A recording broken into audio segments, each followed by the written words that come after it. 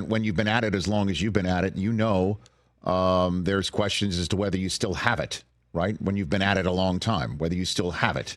And then there's the questions that folks have when they see it again, if you feel like you're back to where you were, even though you might feel like you were always in the same place.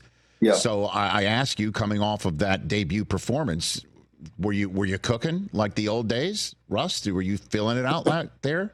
Do you feel that? Yeah, I think that what happens is as you get older in any sport, you see this with, guys even like, LeBron James in basketball, guys who've played basketball for a long time, guys like Steph Curry, and guys saw it with Tom at one point in NFL, and just guys, people always question, do people still have it? And I think that, at the end of the day, you have to continue to get better and stay mentally focused and ignore the noise in the midst of it all.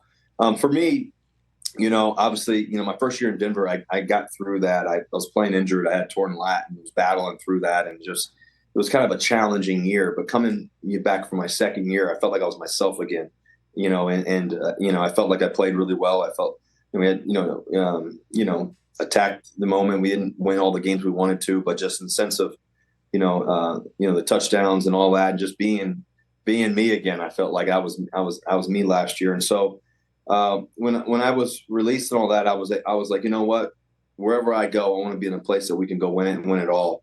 And, I know if I can, be healthy and be myself, I'll be able to do all the things that I've always aspired to do. And so that was a big thing for me.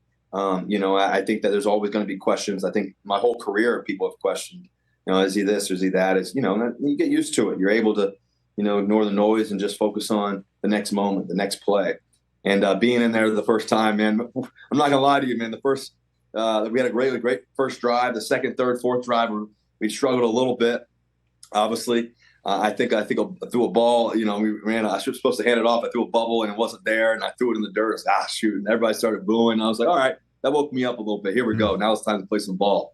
And you just you realize that it's always about the next pitch. I think Hank Aaron once said he was 0 for 4. He felt like he was still 4 for 4. That's the mastery of the mind that you got to be able to stay neutral in the midst of the storm and understand that just focus on the next pitch, the next play. And, Rich, as you know, I love baseball. I love playoff baseball, Yankees versus the Dodgers. And, I just think it's you got to be in those zones. You got to be in those moments and just be able to understand who you are, and where you're going and what you're doing right now, and be where your feet are. Catch the Rich Eisen Show every single day on the Roku Channel, 12 to 3 Eastern, for free.